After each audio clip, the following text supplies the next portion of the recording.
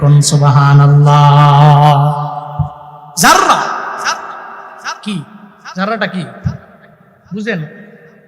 একটা ছোট বালুকণা 70টা ভাগ করলে, কয়টা? 70টা ভাগ করলে দেখেন, দেখবেন ওইটা হইল যাররা। সুবহানাল্লাহ পড়বেন না আপনার? এই যাররা পরিমাণ নেক যদি হয় আপনার সুন্দর করে বুঝাইয়া দিয়ে দেওয়া হবে। সূরাতুল জিলজালের 7 নম্বর আয়াতে আল্লাহ এটা বলছেন। আরেকটু বুঝার সুবিধার্থে বলি, যাদের টিনের ঘর আছে, এই টিনের ঘরের মধ্যে দেখবেন টিনের চালের মধ্যে মাঝে মাঝে ছিদ্র থাকে না? ছিদ্র। সকালবেলা 7টা-8টা বাজে যখন সূর্য উঠছে, আলো দিছে, একটা আলোক রশ্মি দেখবেন আপনার টিনের ঘরে পড়ে।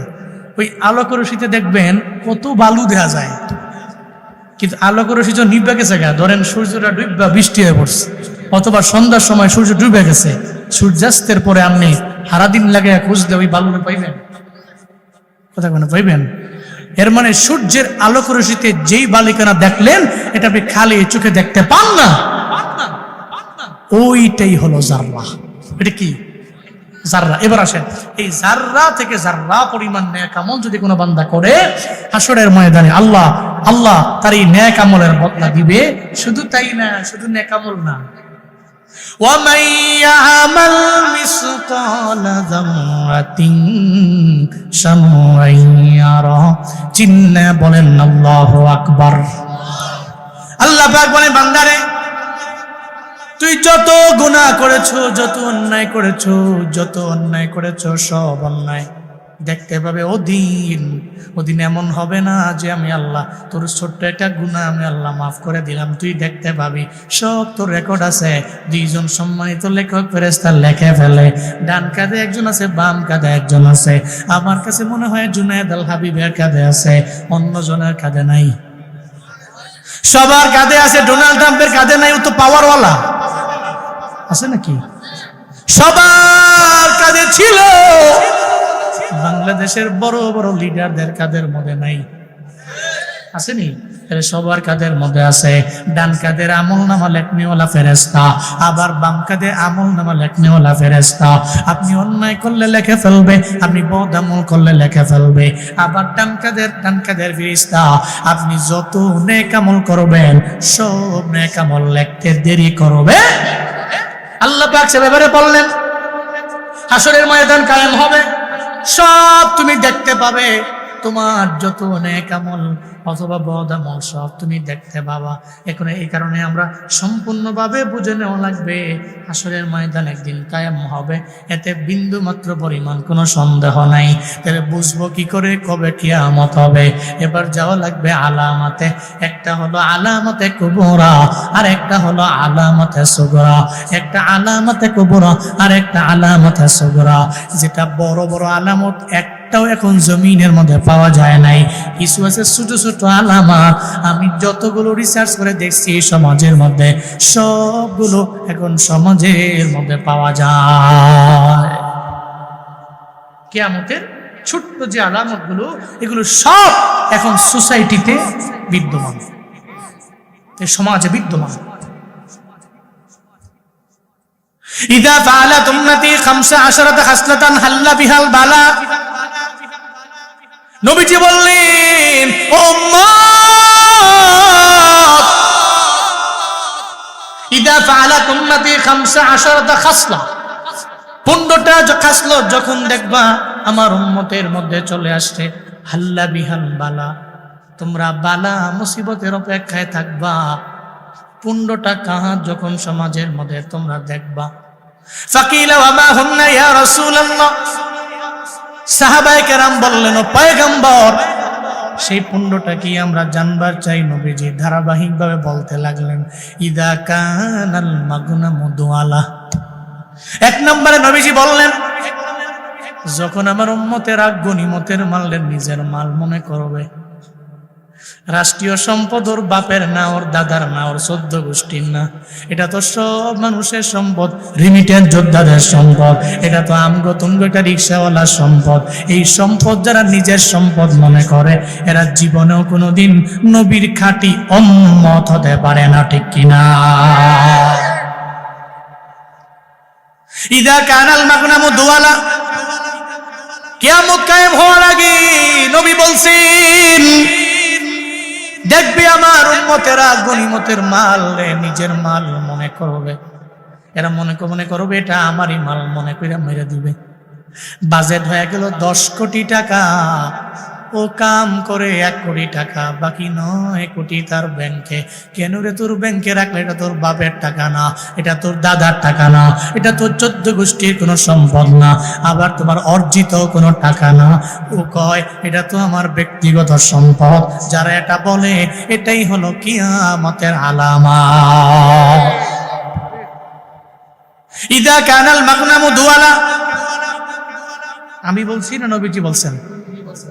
গনিমতের মাল যারা নিজের মাল মনে করে, রাষ্ট্রীয় সম্পদ যারা নিজের সম্পদ মনে করে ভোগ করে, যখনই করবে কিয়ামত সন্নিকটে। 1 নম্বর। 2 নম্বর, নবীজি বলেন সাহাবীরা, ওয়াজ যাকাতু মাগরাম, ওয়াজ যাকাতু মাগরাম। আমার উম্মতেরা যাকাতকে জরিমানা মনে করবে।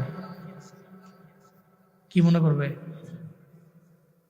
যাকাতকে মনে করবে জরিমানা। সমাজে বহু ধনী আছে, টাকা পয়সা খরচ করে আলহামদুলিল্লাহ, কিন্তু যাকাতের বেলায় নাই। এমন আছে না নাই? যাকাতের বেলায় নাই। উনি লেনদেন করে, লেনদেন করতে করতে করতে করতে বহু লেনদেন করেছে, কিন্তু যাকাতের বেলায় উনি নাই। উনি মনে করে এটা তো জরিমানা, এটা দিমু কে, কমে যাবো। অথচ যাকাত দেওয়া কি ফরজ না নফল? মুস্তাহাব কি? আপনার পরিচয়, আপনি যে মুসলিম পরিচয় কি? আপনি যাকাত দেন, এই কারণে আপনি মুসলিম, এটা আপনার পরিচয়। তো যাকাত, বুনিয়াল ইসলামু আলা খামসিন, শাহাদাতি আল্লা ইলাহা ইল্লাল্লাহ ওয়া আন্না মুহাম্মাদার রাসূলুল্লাহ ওয়া ইকামিস সালাহ ওয়া ইতাইজ যাকাত ওয়াল হজ ওয়া সাওমি রমাদান। ইসলামটা দাঁড়িয়েছে 5টা স্তম্ভের উপরে। কয়টা? 5টা। 1 নাম্বার শাহাদাতু আল্লা ইলাহা ইল্লাল্লাহ ওয়া আন্না মুহাম্মাদার রাসূলুল্লাহ, 1 নম্বরে কালিমা। 1 নম্বরে কি? কালিমা। 2 নাম্বার ওয়া ইকামিস সালাহ, নামাজ। কি? নামাজ। 3 নাম্বার ওয়া ইতাইজ যাকাত, যাকাত প্রদান। কি? যাকাত। 4 নাম্বার হল হজ, হজ করা, হজ করা। 5 নাম্বার সাওমি রমাদান, রমজান মাসে রোজা রাখা। কয়টা? তাহলে ইসলামটা দাঁড়িয়ে আছে যে 5টা স্তম্ভের উপরে। আমি যে ইসলাম ধর্মের লোক, আমি যে ইসলামের উপরে দাঁড়িয়ে আছি, তাহলে আমার এই স্তম্ভগুলো, আমার এই পিলার, আমার এই ফাউন্ডেশনের এই রুট গুলোকে ঠিক রাখা লাগবে কি লাগবে না? আমি এই যখন এই 5টাকে ঠিক রাখবো, তখনই আমি একজন মুসলিমে কামেল। ঠিক কিনা? এটাই তো ইসলামের স্তম্ভ। তাহলে যাকাত প্রদান করা এটা জরিমানা নয়, এটা মুসলমানদের ঈমানের পরিচয়। মুসলমান মনে করে আমাকে সম্পদ দিয়েছেন কে? কে দিয়েছেন? আপনি তো গরিব ছিলেন, আপনাকে কে ধনী বানিয়েছেন? কে বানিয়েছেন? আপনি মনে করছেন এই ধন দৌলত একেবারে মৃত্যু পর্যন্তই থাকবে, আল্লাহ জীবনেও কোনোদিন দিতে পারবে না, মনে করছেন এমন না।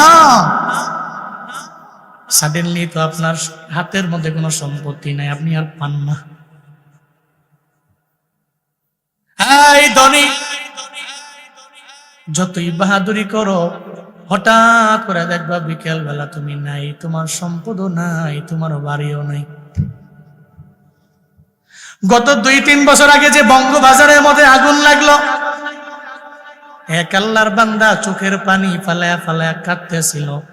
আমি যাকাত দিয়েছি, আমি যাকাত দেই, রমজান মাসে আমি যাকাত দেই, আমি এত পরিমাণে যাকাত দিয়ে আমার পুরা এলাকার মধ্যে ছড়ায়া ছড়ায়া, এখন রমজানের মধ্যেই তো আগুনটা লাগছিল, এখন তো আমার এমন হয়ে গেল, এখন আমি নিজে যাকাত খাওয়ার মতো উপযুক্ত হয়ে গেলাম, আমার যত সম্পত্তি আছে সব পুরো সরকার হয়ে গেল। এর মানে তোমার এত টাকা, তুমি এত বাড়ির মালিক, গাড়ির মালিক, তোমার সব ব্যবসা প্রতিষ্ঠান আছে। আল্লাহ কয় আমি আল্লাহ তো এমন ধনী, আমার ফুরায় না, আমি আল্লাহ তোরে দিলে দেওয়ার মতো আমি আল্লাহ দিতে পারি। তুই যদি মনে করো সব আমার, এই চিন্তা নিয়ে যদি আগায়া যাও, আমি আল্লাহ তখন সুবল মেরে সব নিয়ে যাইতে পারি। কারণ ধনী হলো আমার আল্লাহ, আল্লাহর কাছে সব আমরা গরিব। ঠিক কিনা? ইয়া আইয়ুহান নাস আনতুমুল ফুকারা ইলাল্লাহ। আল্লাহ পাক বলেন, মানুষ, আল্লাহর কাছে তোমরা বড় গরীব, বড় অসহায়। আল্লাহর কাছে তোমরা বড় গরীব, বড় অসহায়। তোমরা, আল্লাহ হলেন আমার ধনী, আল্লাহ হলেন গুণী, আল্লাহ হলেন হামিদ। আল্লাহ প্রশংসিত, আমার আল্লাহ হলেন ধনী, আল্লাহ হলো মোস্ট রিচেস্ট। আল্লাহর চাইতে এমন বড় ধনী কেউ নাই। তুমি যদি মনে করো তুমি বড় ধনওয়ালা, ধনের ভান্ডার তোমার আছে, তাহলে কারুনের দিকে তাকাও না। আজও কারুনের যত সম্পদ আছে, সব সম্পদ তো জমিনের মধ্যে ডাবে আর ডাবে আর ডাবে। কিয়ামত পর্যন্ত হাদিস সাক্ষী আছে, কিয়ামত পর্যন্ত কারুনের এই সম্পদ গুলা এই জমিনের নিচেই যেতে থাকবে, নিচেই যেতে থাকবে। কারণের এত পরিমাণের সম্পদ, আল্লাহ কয় সম্পদের পাওয়ার দেখে লাভ নাই। সম্পদ তো দিতে পারি আমি আল্লাহ, আবার অহংকার করলে নিতে পারে আমার আল্লাহ। এই জন্য মুমিন যাকাতকে জরিমানা মনে করে না। যাকাত দিলে সম্পদ আল্লাহ বাড়ায় দেয়, চিন্তা করে যাকাত দেওয়া লাগবে। তবে কিয়ামতের আগে সমাজের লোকেরা যাকাতকে জরিমানা মনে করবে। ও চিন্তা করবে আমি যাকাত দিব, সময় আবার বিশিষ্ট দানবীর বলবে এই চিন্তা নিয়ে যাকাত দেয়। রমজানে সবার বাড়িতে বাড়িতে যায় কাঠ দিয়ে আসে, 500, 600, 700 চোখের কাঠ দিয়ে আইসা এবার জাকাত দেওয়ার সময় দেয় মাত্র 200, 250 জনের। সব লাইনে দাঁড়ায় রইল সারাদিন লাগাইয়া, রোজা রাইখা কষ্ট করে মানুষ লাইনে দাঁড়াইলো। এরপরে দেখবেন ওই ধনী মানুষ কি পাওয়ার নিয়া, ভাব নিয়া সামনে দাঁড়ায় থাকে, আমি তো জাকাত দিইলে আমার পাওয়ার কত জানি। সবাই আমারে ভাই ভাই বলে ডাকবে, সবাই আমারে পাওয়ারফুল ম্যান বলবে, সমাজের মধ্যে আমারে বিশিষ্ট দানবীর আমারে বলবে। সবাই রে মানুষের মতো মানুষ না মনে কইরা ও দেখবেন সারাদিন লাগে মানুষগুলো লাইনে দাঁড় করে রাখে। 200, 300 জন দেওয়ার পরে বাকি আর 200 জনের আর মনে রাখে না। এরপরে সবাই রে কয় আজকে বিদায় নাও, তুমি করে দেওয়া হবে না, শেষ হয়ে গেল। ও বাবা, এমন যাকাত দেওয়ার তোমার কিসের দরকার? যাকাত তো এমনিতে দেওয়া লাগবে। আপনি যাকাতটা তার বাড়ির মধ্যে গিয়া তারে দিয়ে আসবেন। আপনি সবার কাছে পৌঁছায় দিয়ে আসলেন, আবার তারা আসলো কষ্ট করে দাঁড়ায় রইল, আপনি ঠিক মতো দিতেও পারবেন না, আবার এদেরকে কষ্ট দিয়া 3 ঘন্টা সময় নষ্ট করে বাড়ি পাঠাবেন। এমন যাকাত দেওয়ার কথা আল্লাহ বলেন নাই, ঠিক কিনা? আল্লাহ এমন যাকাত দেওয়ার কথা বলেন নাই তো আপনারা। আবার এমন যাকাত দেয় লুঙ্গি। এবারে মনে মনে কয়টা লুঙ্গি নিয়ে ফুটছিলাম, লুঙ্গির একটা দোয়া দিছি, মনে হয় যে তেনা তেনা হয়ে গেছে, সিরে যাবো। 2 দিন যার ফরমু উপায় নাই। পরে বেটা মনে মনে করি লুঙ্গি ফিরে পাবলিক প্লেসে গেলে মানুষ শরম দিব। এরকম আছে না নাই? আমাদের এই লুঙ্গি দিতে কইছে কেটা? আপনি যাকাত দিতেছেন, আপনি কি মনে করছেন এটা জরিমানা নাকি? এটা তো আপনার ইসলাম এবং মুসলমানিত্বের পরিচয়। আপনি যাকাত দিবেন জরিমানা মনে করে নয়, আপনি যাকাত দিবেন, এটা দিলে নেক হবে, সওয়াব হবে, আপনি মুসলমান, এর পরিচয়টা পরিপূর্ণ হবে, এই চিন্তা করে দেওয়া লাগবে। এরপরে আমানাতু মাগনামা,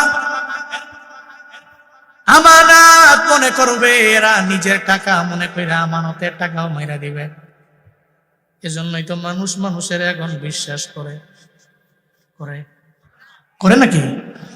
তোর কাছে টিহা দিব, শিয়ালের কাছে মুরগি বাগার দিছে, খাইছে। তুমি যে সিটার, তোমার কাছে আবার টিহা রাহন। আরে এখন তো ব্যাংকেও টিহা রাহন ডর। কথা কয় না। বহুত লোক যে ভয় কয় ব্যাংকে টিহা রাখুন ফিরত।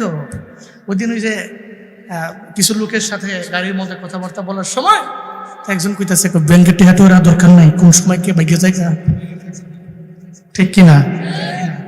এরপরে গেলে খালি কই যে টিহা নাই, ঘুরান দিও ঘুরে গেলে বেড়ারে মাসখানে ঘুরেছে, বেড়ারে 20 লাখ টাকা দিব, দিতে পারে না। টাকা বেড়ার নির্দিষ্ট সময়ে দিব, তাও দেয় না। মনে মনে কয় বিশ্বাসটা করবো মুখে, মানুষেরও করতে পারি না, এখন ব্যাংকেরও না। সব অবিশ্বাসের কারখানা প্রিয় মাতৃভূমি বাংলাদেশ। বাটপারি, সিটারি, প্রতারণা, ধোঁকা, অভাব নাই। আল্লাহ আমাদের প্রত্যেককে সঠিক বুঝ দান করেন। আরো জোরে পড়েন আমিন। আপনি নিজে ভালো হয়ে যান, আপনি নিজে ভালো হয়ে যান, শেষ। এটা হলো মূল মেসেজ। আপনি নিজে ভালো হয়ে যান। আপনি নিজে মানে আপনিও এবারেও যে বেটা সোর এবারে তো সবাই যদি ভালো হয়ে যায়, এই দেশটা সোনার দেশে পরিণত হয়ে যাবে। কথা কম ঠিক কিনা? সব ভালো হয়ে যাবে। তাহলে আমানত, এটা আমার না আরেকজনের? ওই না, আমানত টাকা আমার না আরেকজনের? আরেকজনের। তাহলে এটা দিয়ে দেওয়া লাগবে। এটাকে নিজের মাল মনে করা যাবে? কিয়ামতের আগে মানুষ আমানতের টাকাকে নিজের টাকা মনে করবে।